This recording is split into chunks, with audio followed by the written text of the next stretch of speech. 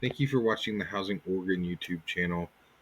Be sure to join our network and get involved in the work that we are doing. If you can, please like and subscribe. It helps us build this channel, which serves as a platform to communicate with our members. This video is part of our 2025 annual conference. We're looking for folks to be on the conference planning committee. Please email info@housingoregon.org. Yeah, that'd be great.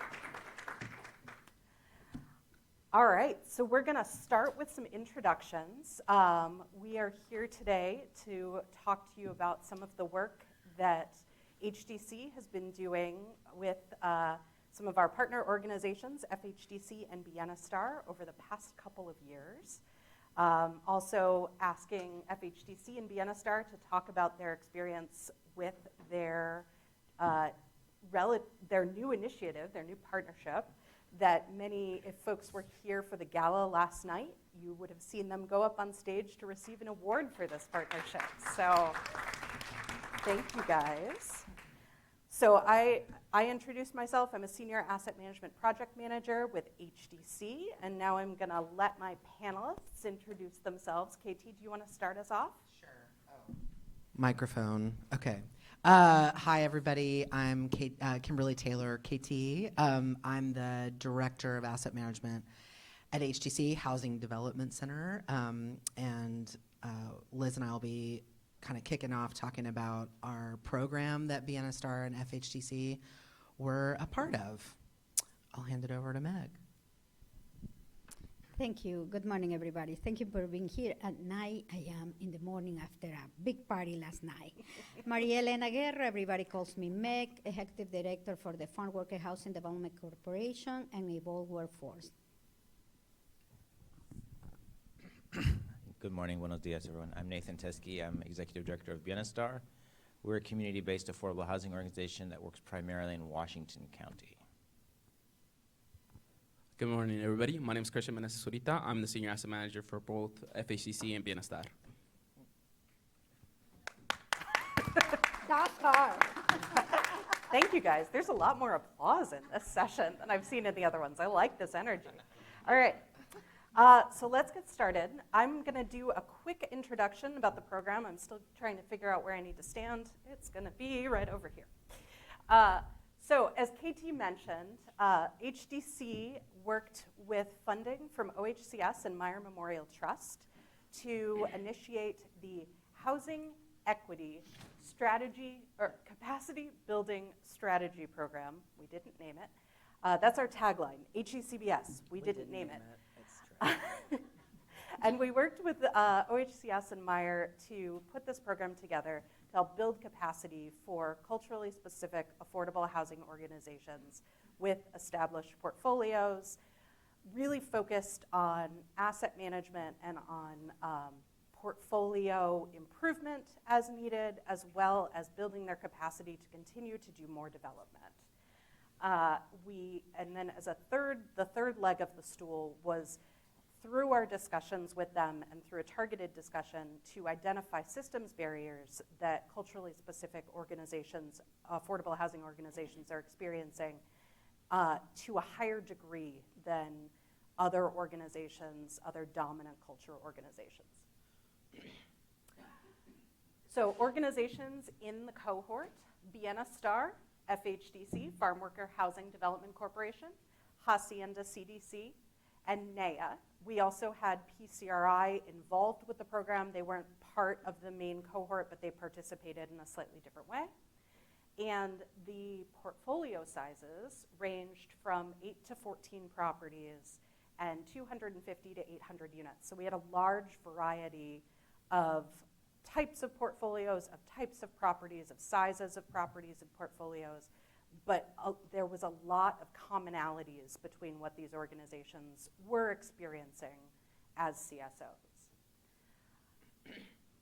HECBS provided organizations with capacity building dollars, so they were awarded grants through the program for their staff time and their participation.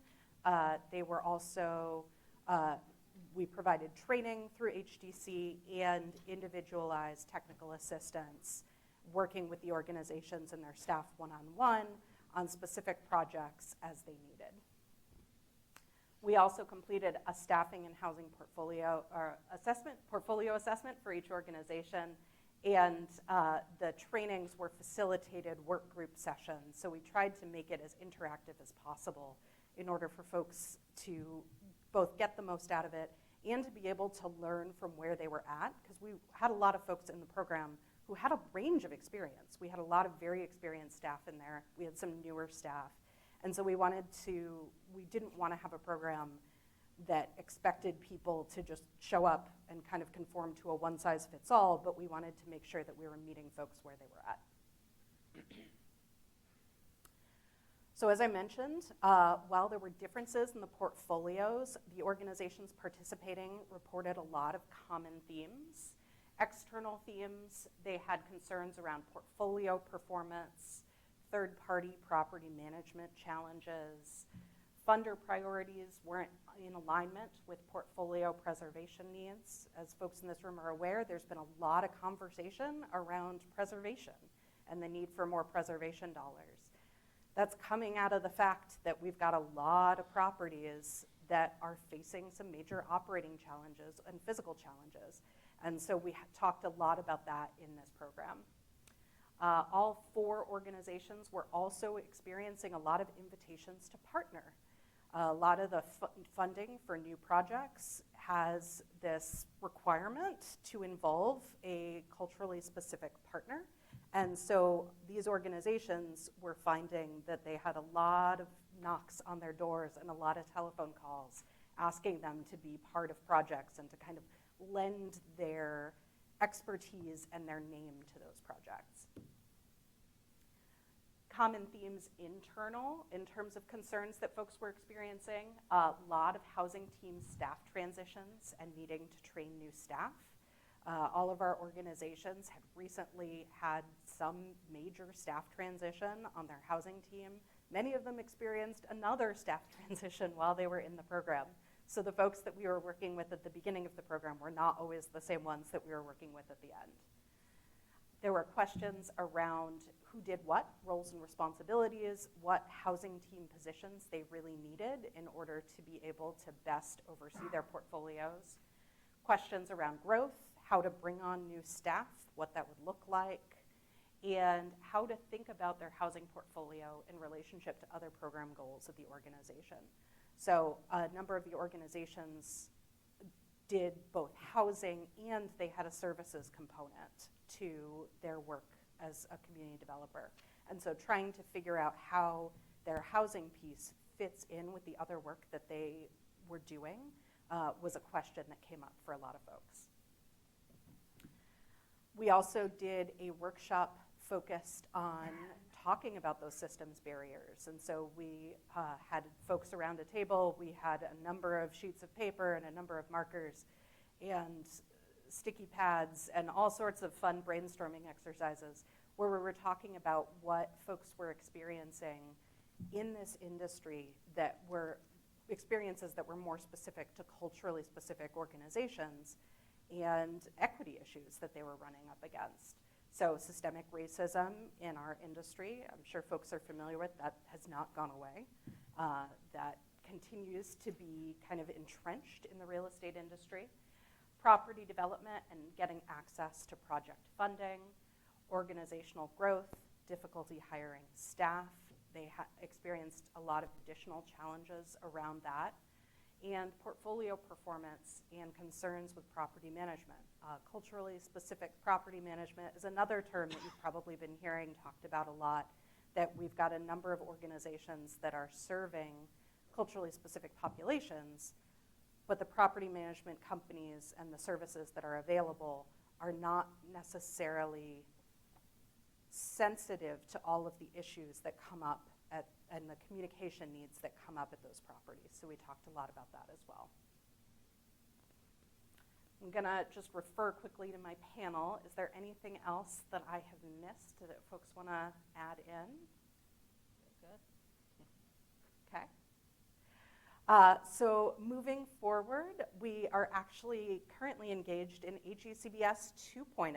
So in our conversations coming out of the last cohort, we were talking with a lot of other organizations who were new to affordable housing, who were also being invited to partner on projects, again, because of the funding interests in partnerships with culturally specific organizations.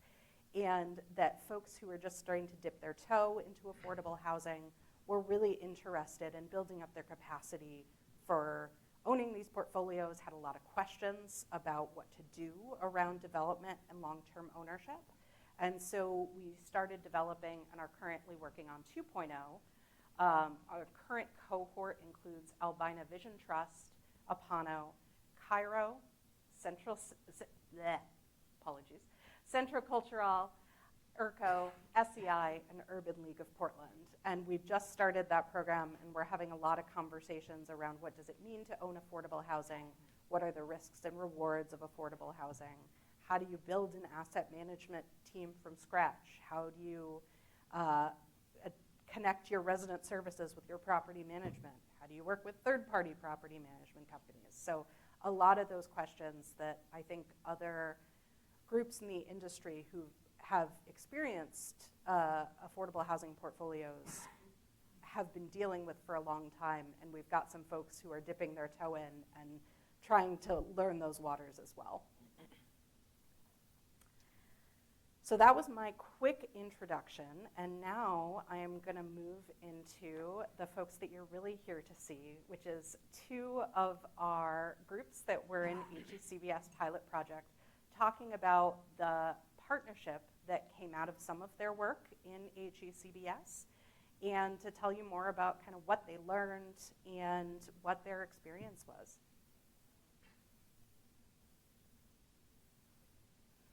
So Meg and Nathan, can I hand it off to you? Yes, thank you. Can everybody hear me okay? Thank you. Do I have the click? You go first. Just a slide or two on our organizations. There's some images of Bienestar properties. That's our mission statement up there. We build housing, hope, and community for the well-being of Latinxes, immigrants, and all families in need. Someone skipped ahead a little too fast. That's a list of our properties. We have 14 multifamily properties, all but one of which are in Washington County. We do have one Farmworker property in Columbia County. And currently about 775 units. Oh, I'm in charge of the clicker. I thought you And that's it. Technology.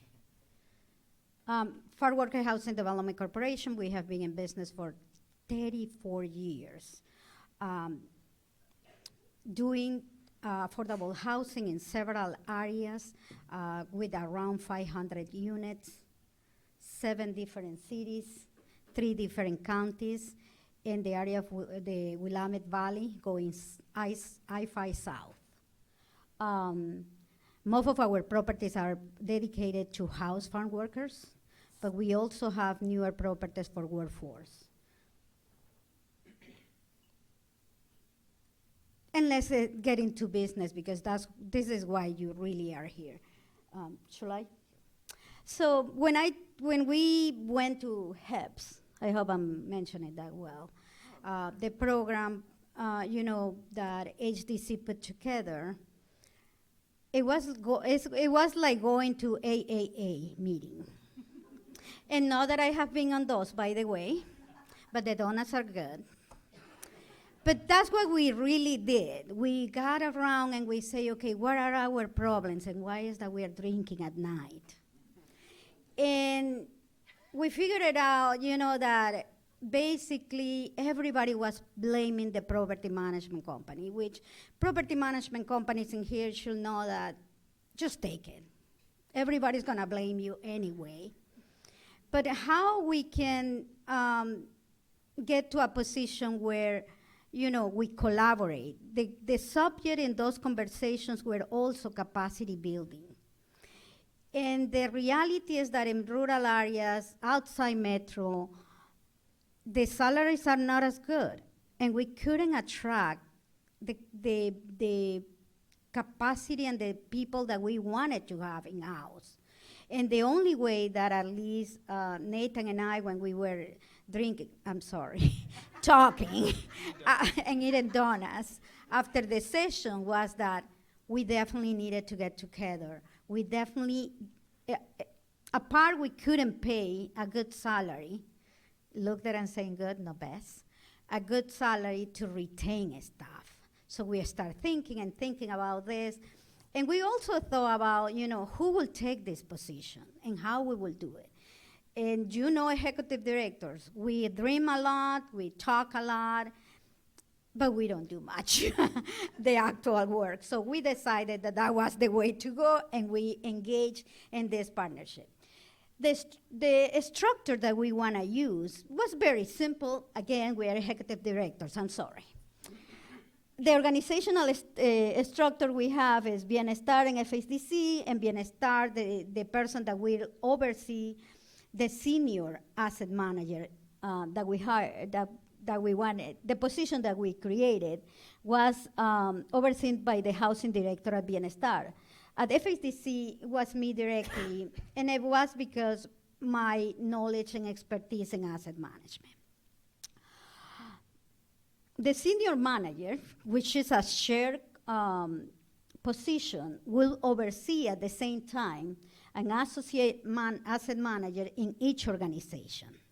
And the idea was that we will all be a good and happy family. We are, I'm sorry, we are. We are, but basically that was the structure that we were thinking of. Do you want to take it from there? Yeah, Benefits sure, of collaboration. Sure. So these were some of the benefits that we saw of cost efficiency, right? Sharing, trying to get a department to scale, which is harder when you're a small organization. So Meg described a asset management department with 3 FTE or 3 staff. Independently, separately, we wouldn't be able to create that. Sharing across organizations, and I think that's a really big one. We've learned a lot from FHDC and Evolve. Evolve does their own property management, and that we don't, Bienestar does not, so that definitely, we've learned some things in that process, for sure. Scale, I guess I already sort of mentioned that in terms of being effective. Risk mitigation, stronger oversight with the senior lead, and I will just say departmental resiliency. We'll get to this a little bit later as well, but one of the reasons Bienestar was very interested in having this partnership and is interested in having the partnership is that we twice experienced sudden turnover at the asset management level. We had one person, basically had a one-person department. In both cases, we had good staff, like we were happy with them, we thought they were doing a good job, they had a lot of potential to grow. And for whatever reasons, they left fairly abruptly. We asked for 2 weeks notice, so 2 weeks is not a lot of time to, so that in both cases, that led to a sudden crisis for us. Like, oh, because we can't just stop doing asset management for 2 or 3 months while we try to hire someone new. And then, of course, there's the training up. I will just say, as culturally specific organizations, we try to recruit from the community we serve. We, at a minimum, want the person to be bilingual, preferably bicultural. And so that just changes the pool you're recruiting from, right? You're not just out there in the wide open market in the way that some groups might be. So all of those factors just make it, so we're often recruiting and then training somebody. So the cycle Bienestar had been through a few times was hire, did good. If we do good, you hire the right person, okay, good. Train, send them to HTC for a year, and then after about a year and a half, they're kind of like starting to, find their groove. And then maybe they're getting really good. Maybe one of the bigger developers in the room says, hey, that person looks pretty good. Maybe we could offer them a better salary. Or or something else happens in their life and it makes sense for them to move. And so then we're just like back to square one over and over again. So we're trying to avoid that pattern of back to square one, back to square one. I'm gonna put people on the spot for a second. Who, and we're not gonna judge, how many people in this room know what asset managers do? Be honest. Right, so that's it. Like, that's what we encounter all the time with smaller organizations, that you have an asset manager, maybe they have a year or 2 of experience when they come in, but like if they leave, I can't tell you how many times I've gotten a phone call or a desperate email saying, so our asset manager left, and I have no idea what they did. And I don't know what to do. Can you help? Can you jump in? So this is another reason why getting creative with collaborative partnerships, so that when you do experience staff turnover, you have somebody to go, oh, I know what they did because I worked with them on it, so let me jump in. So anyway, I wanted to just get a take from the room how many folks knew what asset managers do.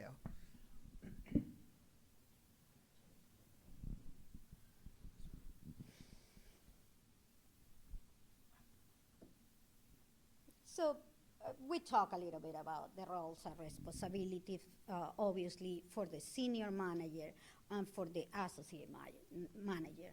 Obviously, I want to clarify that during all this process, HDC was key element helping us to guide the conversation, but also helping us to build the senior asset manager position and the associate asset manager position. Because in reality, again, medium and small organizations, we have an idea of what an asset manager should do, but we throw a lot more in there. So we define those. We were kind of like, let's say that HDC was our counselor. We went to counseling several times. We decide, okay, this is exactly what we are looking into it.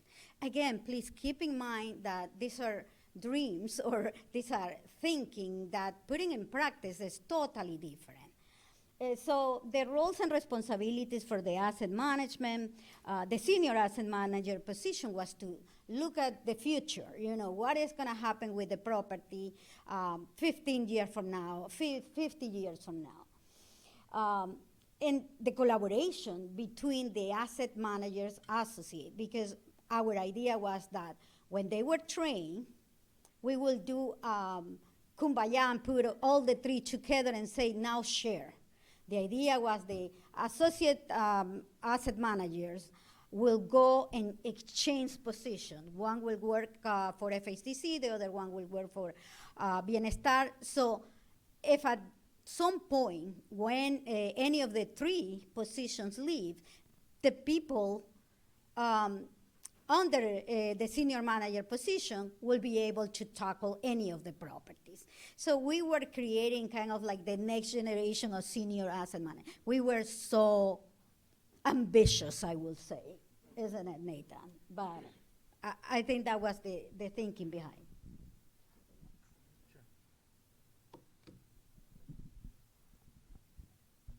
So this was the strategy and the phases we went through. I'm looking at this and seeing, did we do all of these things?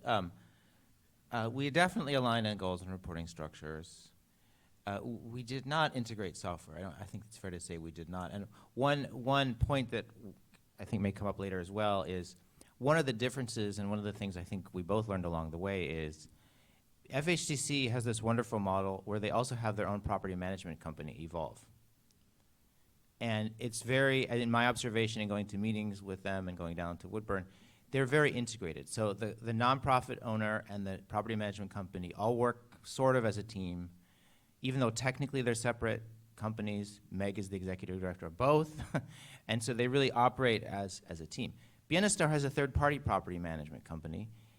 And one of the differences I observed over time was FHDC and Evolve work very collaboratively and work together as a team, and we boss our property management company around and tell them what to do. And so that difference in the cultures, and I'm not saying one is better than the other, they're both, strategies, right? But the difference in cultures and approaches meant that on our side of the house, we were used to being extremely directive with our property management company, and at FHDC and Evolve, they were much more collaborative. And so that difference, which I think I did not myself fully understand how that would play out over time in the partnership. So we didn't integrate software. We did develop tools. We did do some cross-organizational trainings.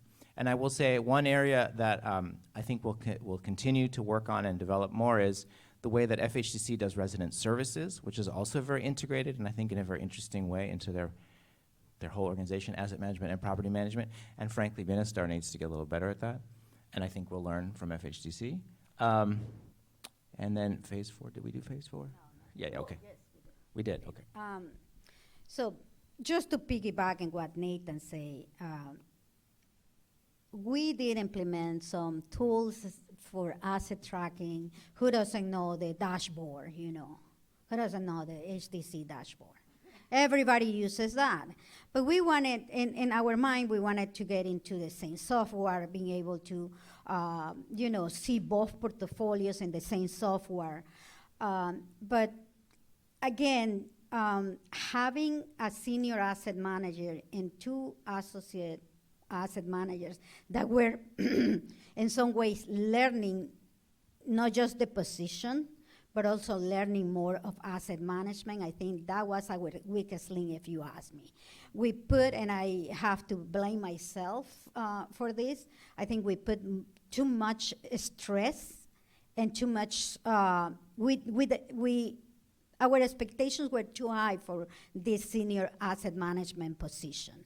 We recognize that now, after going to therapy, and we are trying to, say, okay, so it was too much. How we can secure that this staff that are coming, well, in the case of Bienestar, the person was coming from property management. And I, most of the time, think that that's not good. Because seriously, when you know property management, you want to keep doing property management. You want to tell the property management, no, you're doing it wrong because I did that and you are doing it wrong. And you get into day-to-day operations, and instead of looking and having the vision, this is my dashboard. Now, Christian can talk a little bit more in how that relationship with the property management organization that Bienestar has work. In our case, FHDC and Evolve, like Nathan was saying, we have it's an incestuous relationship. It's crazy. I mean, if some of my kids don't agree, I break the deal. I say, dude, we are doing this. That's it. In the case of Bienestar, that's not possible. You have to do more politics and try to persuade the management company why you need these processes. I have to say, when I was in asset management, and I think Laura Flores is here, I have the best portfolio manager that I can have ever. So I didn't have those problems. I was at Hacienda at that time. Anyway, so we went through this process, and we have some hiccup. But and the difference from Evolve and FHDC is that our director of property management today has been 20 years in the industry. She already knows what the owner wants. She's part of the owner. She was on a staff of FHDC before we created Evolve. So in that case, I think, and Christian can tell me if I'm wrong, he has a cushion in there. He didn't have to tell the property management company, oh, you have to do this, and this. And by the way, there is a hole in that wall 3 days ago and haven't been fixed. He didn't have to do that. Contrary with a property management company that any asset manager in here will tell me, yeah, I babysit them. So those are, I think, I will say success stories because we learned about that. We learned that not because we were a culturally specific organization that has basically a similar culture and a similar clientele, we were set to a good marriage. We were not. We were having problems, and we needed help. And again, I have to thank HDC and especially these 2 ladies in here because they were like a phone call away. We will get into a situation that we couldn't resolve, and both of them were always available. Thank you.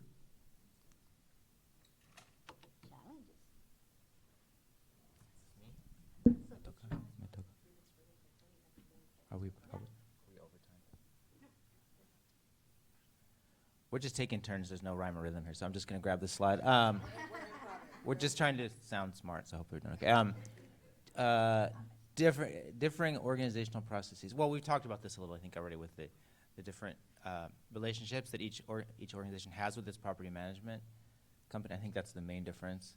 I will mention, I do think Evolve and FHDC have a really great model with the resident services to incorporate resident services into responding to tenant needs and being more proactive on tenant evictions and things like that. We do too, it's just not, I think, quite as good. Upper management coordination. Yeah, we also, as you saw from the earlier slide, there was a slightly different structure in that Meg, as the executive director, was directly involved, whereas in my case, I was involved, but not on a direct level. I wasn't going to all the meetings. Some of you know Erica Calderon. She was directly overseeing that program for us, and so there was a little bit of a remove on the Bienestar side. And then, yeah, just balancing all the priorities, clear performance indicators, regular check-ins. You know, together, what we have, like 1,300 units, something like that, between the two organizations. So it's a very big portfolio, if you think that way. Very geographically spread out. One of the differences that you may have picked up on in the earlier slides is Bienestar is heavily concentrated in Washington County and actually heavily concentrated in the western part of Washington County, whereas FHCC has properties all up and down the Willamette Valley all the way to Lebanon. So there's just a distance there. Another thing that, I don't know if it's exactly relevant here, but I thought it was worth mentioning. I'm imagining many of the people at this conference are very used to working with tax credit properties, low-income housing tax credit properties, which is the bread and butter for many organizations. One of the similarities between our organizations is we have both tax credit properties and USDA rural development properties. And any of those who've worked with USDA know that it's just a different beast. It's just a totally different beast than tax credit. So both of us having that was actually a similarity that I think was helpful. Okay.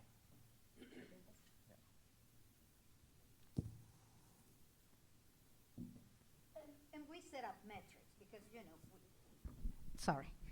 we set up some metrics just to make sure that at least we were doing the minimum. Financial performance, you know, NOIs, occupancy rates, maintenance efficiency, how many were orders, and response time. Big for FHDC is the annual tenant satisfaction survey that we sent out just to check on what the residents want. They always want a pool. They don't want to talk about anything else, but you know, it's good to do it anyway. And cost savings was, you know, because we were sharing resources, was big for us as well as medium organizations.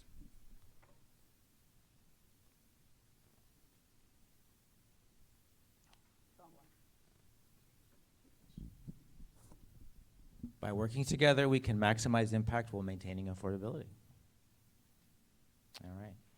So Liz, where are we on the agenda here? We have this secret sheet that you guys don't have. We have a cheat sheet. So we are going to get into our pre-written questions, but I did want to let folks know we would love for you to be able to ask questions, for you to feel able to ask questions as well. So I will be going through our pre-written questions, but if you guys have questions, please feel free to raise your hands. We talked about just doing a Q&A at the end, and that didn't seem collaborative enough for what we were really going for. We want to make this a conversation with you guys. So just wanted to start off. Some of these questions are going to overlap a little bit. Can I say something first? Yeah. So just for the room, just to set the table, I think that if you've been in the industry for a while, like many of us have, I think development, what has always been sort of the hot job, like get more units, build more units, like expand your portfolio. And folks would hire property management, or in Meg's case, like really cultivate their their self-management arm. And you know, 10 years ago, there weren't a lot of, 12 years ago, there weren't a lot of asset managers. Like organizations had like a housing director or housing developer. They hired third-party property management and just had them do everything, and that was it. Our industry and our projects are so much more complicated now and harder. And since COVID, our properties are really experiencing serious operational challenges. And, with lack of preservation fundings, there's a lot of physical needs for older projects.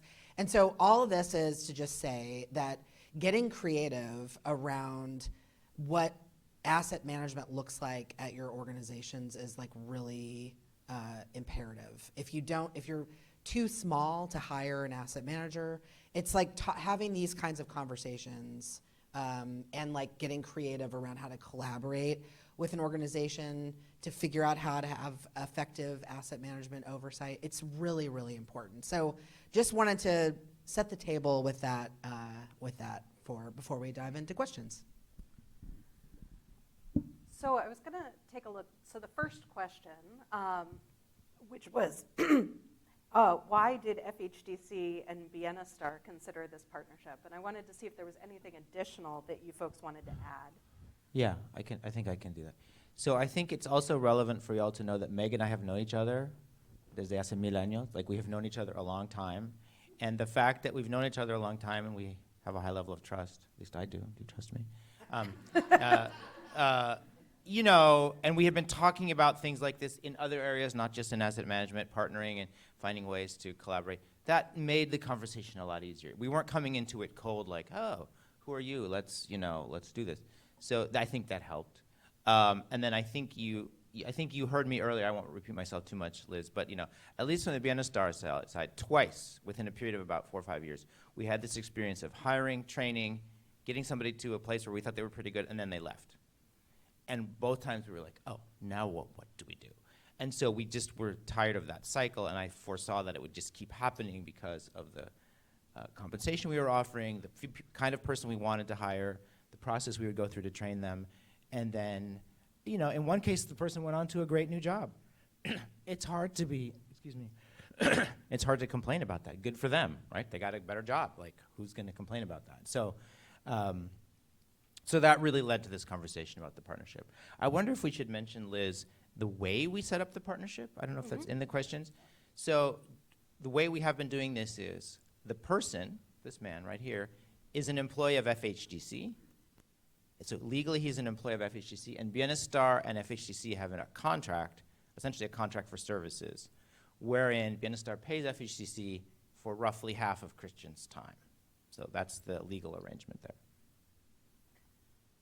And that's actually a perfect opening into that next question. So thank you, Nathan. Of like, what is the nitty-gritty of how you set up the partnership? And KT, I wanted to bring you into this question as well, of how was HDC involved with helping to set up the partnership, and what kind of background homework did you find yourselves needing to do in order to make this workable? Yeah, I think our clients come to us a lot with, our portfolio's growing, our staffing is kind of changing. So a lot of the conversations I have with clients, and this situation was absolutely no different, is talking about roles and responsibilities, getting very, very clear about who does what, when, what are the responsibilities, where is their collaboration opportunity. So I feel like, when we were preparing for this panel, I was kind of reminiscing about the time that we went and the three of us went and had coffee and started talking about what this could look like. And it did come down to roles. I think, there was a kind of a natural structure. If you guys saw, it was like senior asset manager and 2 associates. But like, what does that mean? Like, who's doing what? Like, what does an associate do compared to what your senior AM does? And how does that kind of feedback loop work? And so that's important for partnerships and just your staff in general, right? Is everybody needs to understand what everybody else is doing. What else would you add to that, Meg? Hello. Well, I think the partnership at the beginning was challenging to set up, especially because, again, we were kind of serving the same population, but the property management actually played a big role in all this. It was different. I actually think that it should have been more of a combination of an asset manager that oversees a third-party property management. Because it's true, when your property management is not working, what would you say, 90, 85% of your time is dedicated to tell them, do this, where are my budgets, la, la, la, la. So one thing that we agree since the beginning, and I definitely agree with Nathan, I don't think I will go and do a partnership with somebody that I don't know. I know Nathan is not gonna yell at me, because something is not working and because, I pressure for some stuff to be the way that I want it. So one of the things that I clearly remember is that we agree that the time that it was needed for, in this case, Christians, to learn about Bienestar, because at this point, obviously, Christian knew about our properties at FHDC, but he was totally new with Bienestar.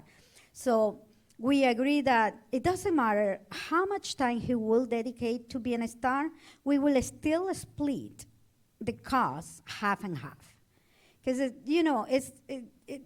it makes things easier, clear for us, and we trust each other. We knew that if I needed Christian for something specifically, he will come, to FHDC. Another thing that we early implemented is that when Christian was at Bienestar, nobody from FHDC was authorized to contact him.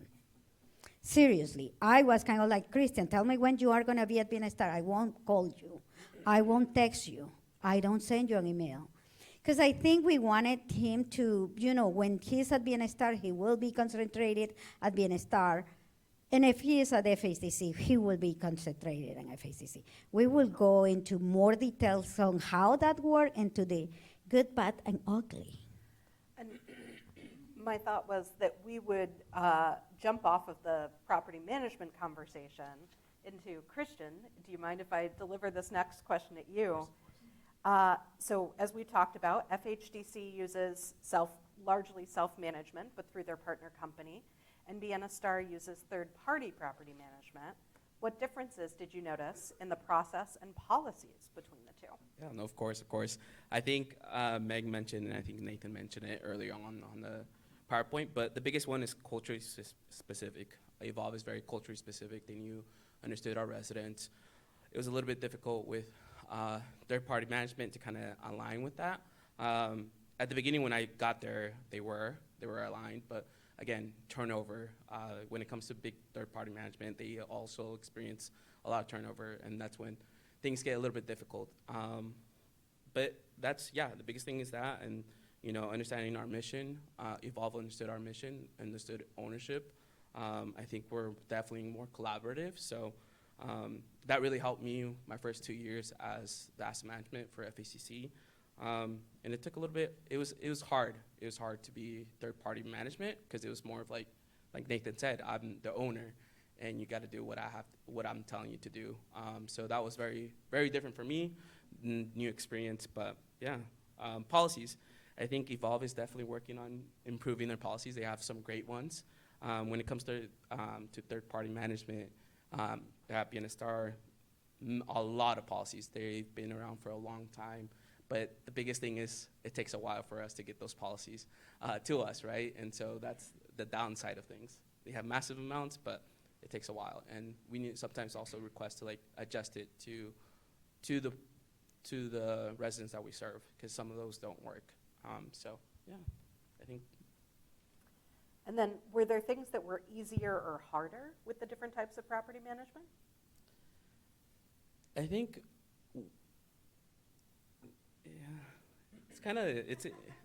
it's a lot of work. It's a lot of work. I think I got into a rhythm with Evolve fairly quickly because, again, Anna, the director of management, she's been there for 22 years plus a lot of years, so she knew exactly what she needed to do. It was more of checking in. When it comes to Northwest, it was a little bit, just getting to know them a little bit, how they worked, and being able to really put my foot down on some of the things. So that was just, it's hard for me because I'm so used to being collaborative. Yeah, maybe just to explain, Northwest Real Estate Capital, they're the third-party property management company that Bienestar uses. It's probably also worth noting, based on what Christian said, that Anna, 22 years? Yeah. 22 years. Whereas at Bienestar, literally, as Christian was coming on as senior asset manager, they had their, I forget the title, regional portfolio manager leave within Northwest Real Estate so then that led to a bunch of changes with their side. You touched on that. They actually went through a change where they tried to hire somebody, sort of didn't work out. That person left. So Christian was not only dealing with different cultures, he was also dealing with literally different people, whereas at FHDC it was the same person who was extremely knowledgeable and experienced. So that's a big difference. I think it's important also to, and maybe this is obvious, but I just feel compelled to say that, Evolve is, again, kind of an affiliate of FHDC, so a nonprofit workforce development, steeped in mission, and Northwest Real Estate is a for-profit entity that has their own portfolio of housing, and then they have this third-party property management arm. And this is in absolutely no way like a negative thing. It's just like completely different business models. You have, and nonprofits in the room, I saw a couple like head shaking yes. Like it's a conflict of how, it's not unworkable, but third-party property management companies are a for-profit business. That's their business model. And if you're working with a nonprofit, very mission-based organization, there's going to be clashes in how things are done. And so we work with our clients a lot on like how to navigate that relationship, and it can vary from person to person that you work with. Which is, I think, what Christian was trying to say, and Nathan too, that like when there's staff turnover, you kind of have to start that whole process again with like education around what is this organization's culture, what's our mission, what do we value, how do we work with our residents and our resident services, how involved are they? It's just a complicated relationship, just the nature of the business model itself. So it just felt like it was important to name that. I want to add that property managers don't get paid enough to do this work. The percentage that we are paying property management companies, private property management companies, is between 5 and 7%. When I've been asked to, we want you to do this, I say no less than 10%, no less than 10%, and that doesn't really cover my cost yet, because we are small. So break-even point, everybody knows about that, 2,000 units. We are at 500 units. We are not gonna break even for a while. But I think because of the services that we get and the way that we can deliver services, FHDC is happy to sustain the property management company. I just wanna make sure that owners in this room understand that the industry has put property management in a difficult situation. They are about unit numbers, not human contact or a change in how they deliver the system, the services. Because you are not paying enough. I'm sorry to say this.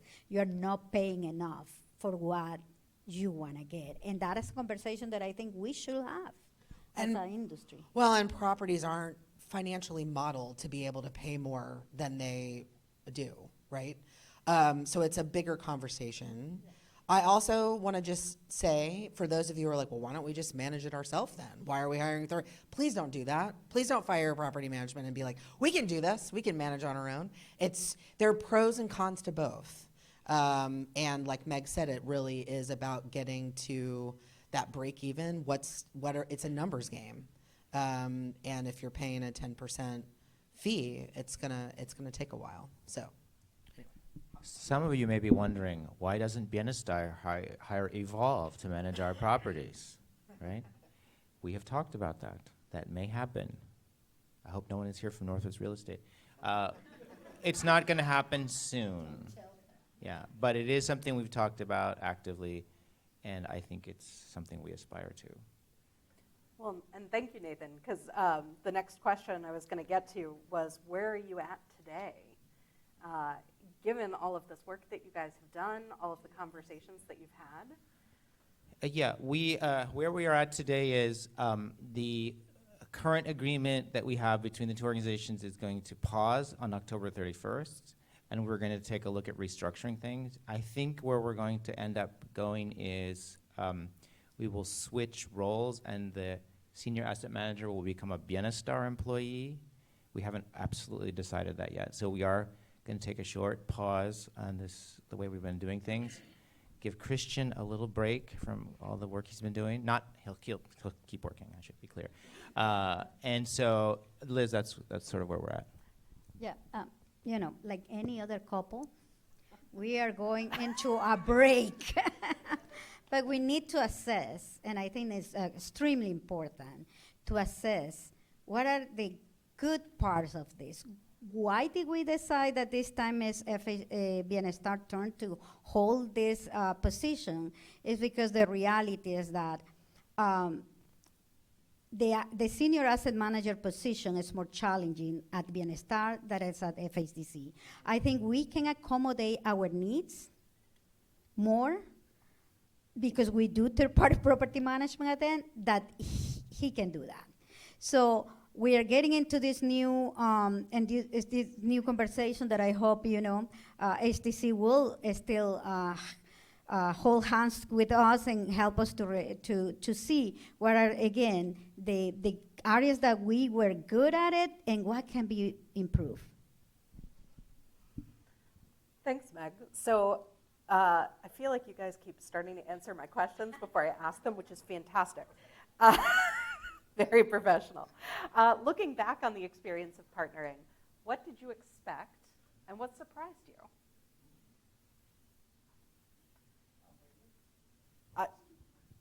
All three of you. I mean, I can start. There were a lot of things we expected I think did happen. I think we did, for certain, for Bienestar, having Christian come on really helped us stabilize things during these transitions we had and really saved us in a lot of ways. So I think that was something we hoped and expected, and that I would say that happened. I think we continue. I think the other thing that we expected that I think has happened is that the two organizations have come closer. We know each other better. Meg and I know each other, but the organization to organization knowledge is, I think, much deeper.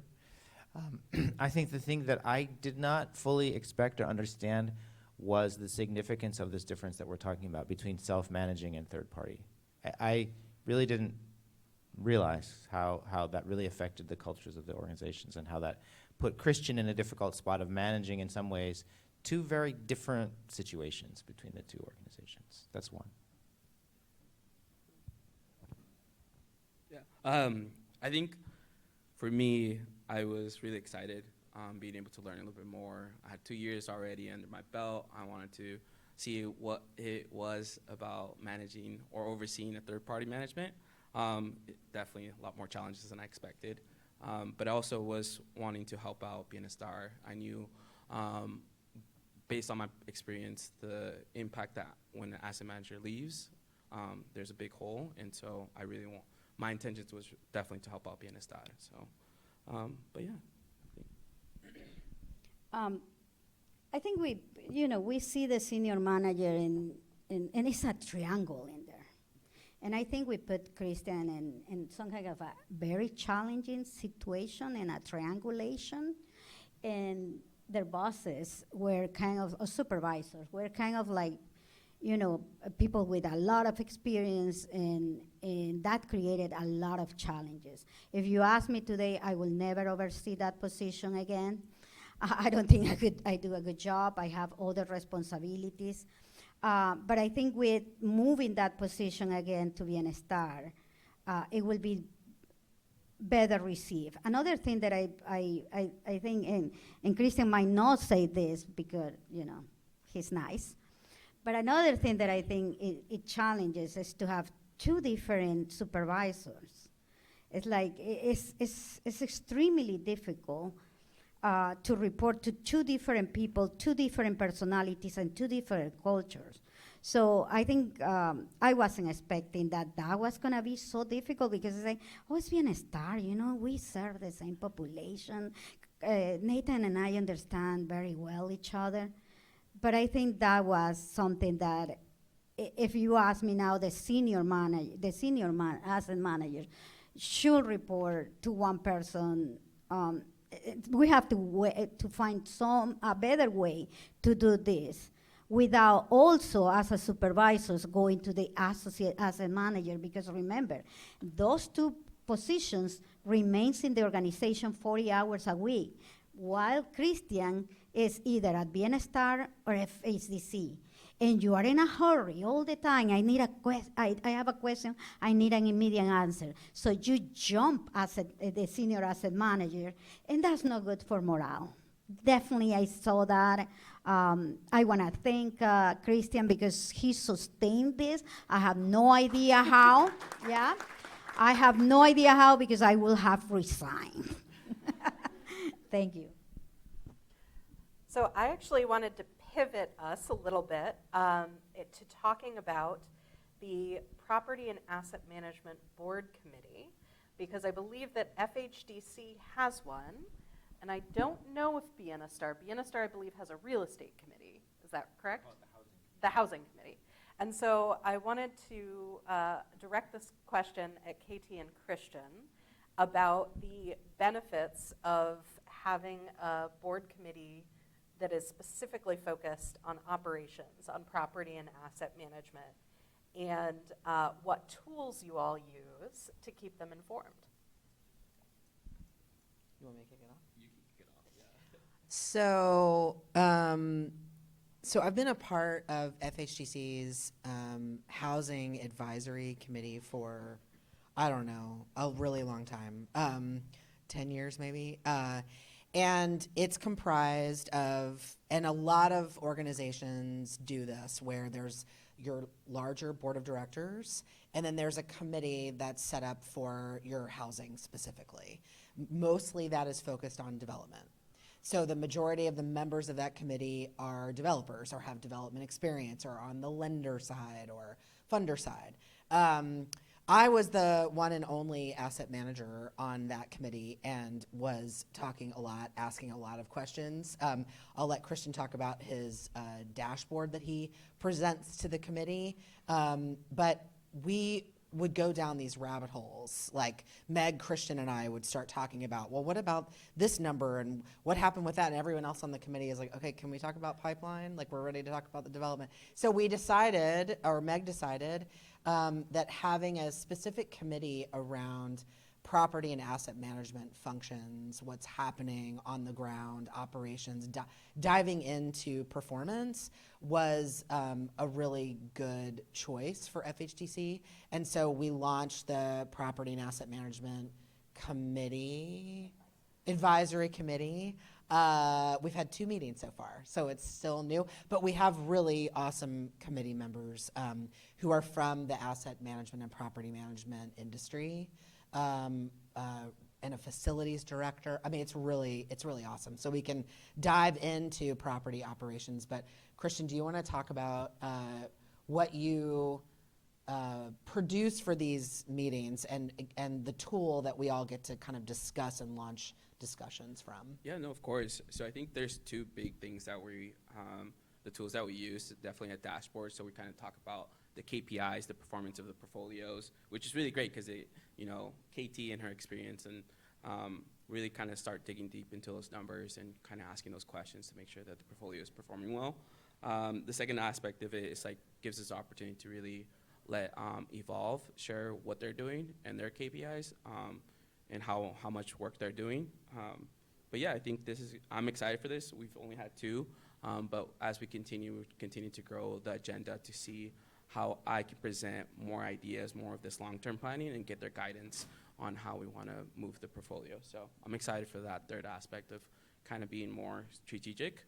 I think a lot of asset management, we kind of get day-to-day and forget about the long-term. And so I hope to really present that into the community or include that. So. Yeah, and I just, one final note about that. I think we spend a big chunk of the meeting actually so far, and we did this on the advisory committee too. It's an opportunity for Evolve, folks at Evolve, site staff, a couple of site staff come to this committee, and also Christian. It's an opportunity for staff to be able to kind of showcase what they work on. It's a direct link to leadership at the organization. And we dedicate a lot of time on the committee for folks to report out what they're working on and results that are really incredible and very, very impressive. I tell that committee all the time, or the staff all the time, that like their numbers are like unlike any other organization in the state, for real. So it's just an opportunity to prop up staff and allow them to really show what they're working on, which is really, really, really important for morale and for keeping folks so that there isn't so much turnover. It's a really hard job. It's just a hard job. Property and asset management is really hard. And so giving folks an opportunity to talk about their work and show the stuff they're doing is really important. So thanks all. I'm moving on to our last question. So HECBS was funded by OHCS and Meyer Memorial Trust, and it allowed HDC to offer these trainings and individualized TA to the organizations that were involved. It also gave capacity building grants to the organizations that were involved. And thinking about external support, what would you guys ask for from funders and public agencies? Thinking about the partnership that you've put together and what the current challenges are and needs are in our industry right now, and maybe specifically as your role as a culturally specific organization in the affordable housing industry.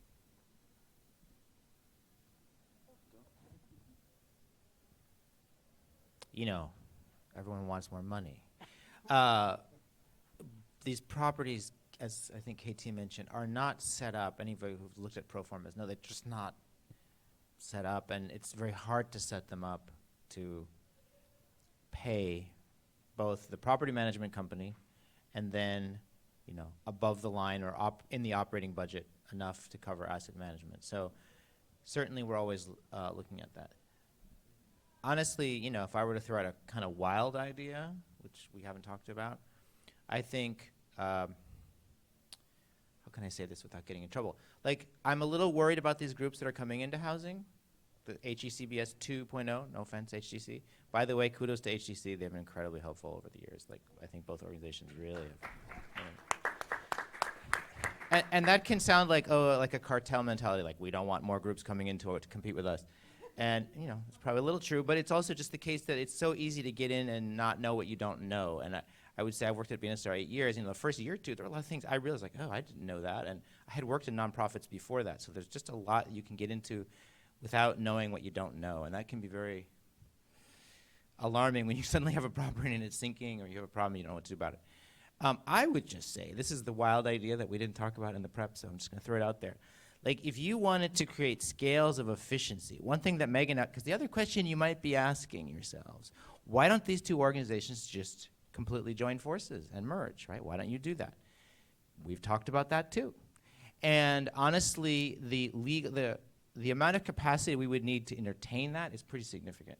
So if a funder, you know, somebody, OHCS, wanted to come to a few organizations and say, we would really like you guys to get to a more efficiencies of scale and really incorporate, like, that would require a huge effort on the one hand and significant new temporary resources to get those two organizations, 2 or 3 or whatever it would be, right, to do that. I think probably, you know, in some ideal world that could happen, because I do think, you know, there are these benefits from efficiencies.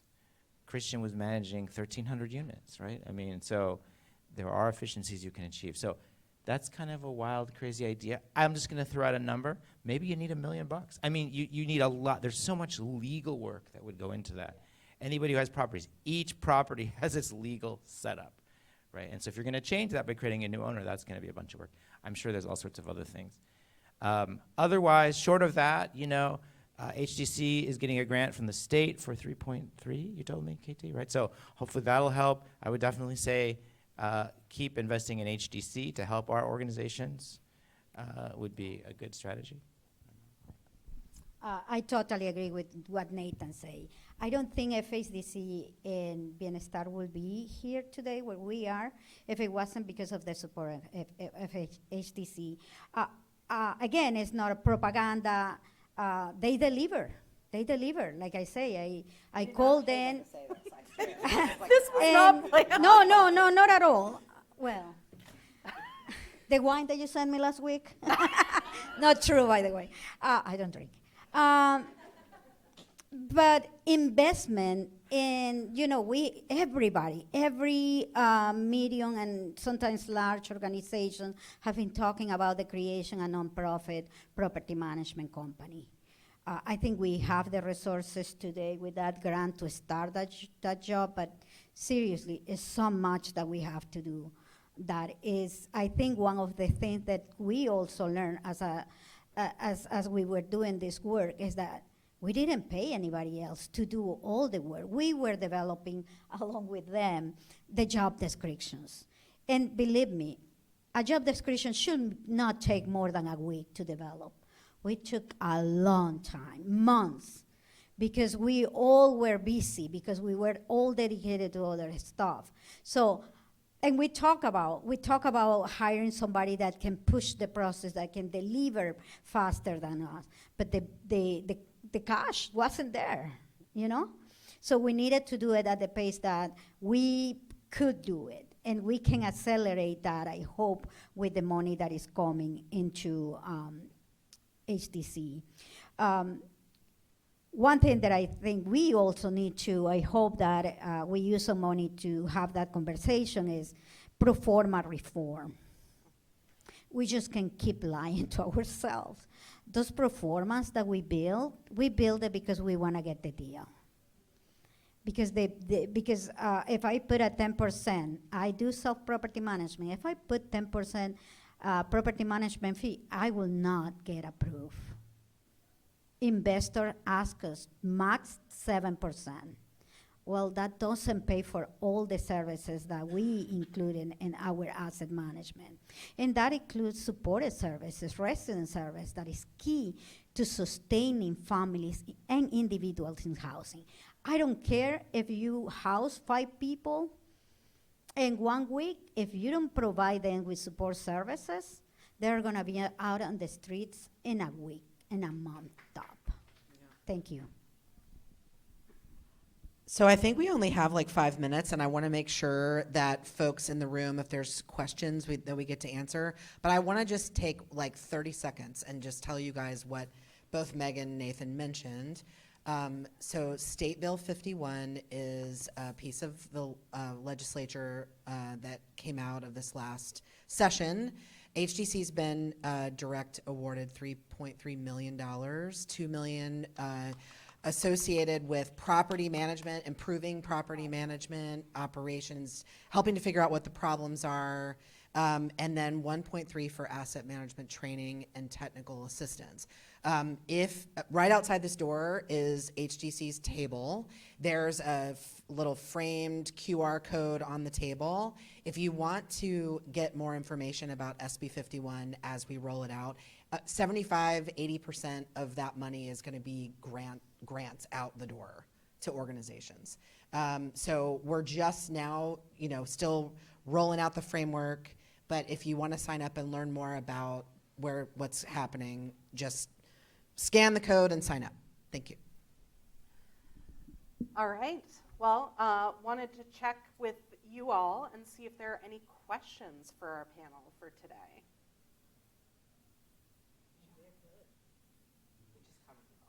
Did we cover everything? Hey, Joe. Joe. I'm curious, with the turnover that you saw in the past, have you retained everyone that's in that little triangle? So the question, I'm just going to repeat your question for everybody, was with the reference to the turnover, staff turnover that's happened in the past, have they been able to retain everybody that was in that staffing structure, triangle asset management staffing structure? Yes. Even though Christian always remind me that he will want to move to his next chapter. And that is what's so important, that we have the other two staff, you know, kind of like knowing about each other organizations. So.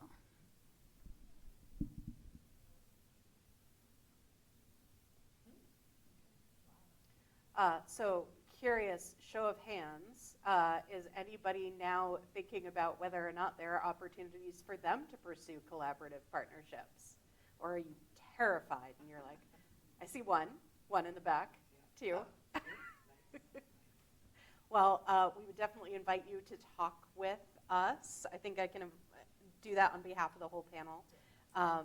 Please feel free to ask us questions. I think one thing that has really been borne true for me through this experience is that the collaboration is really important and the sharing knowledge is really important. I feel like that's the theme here.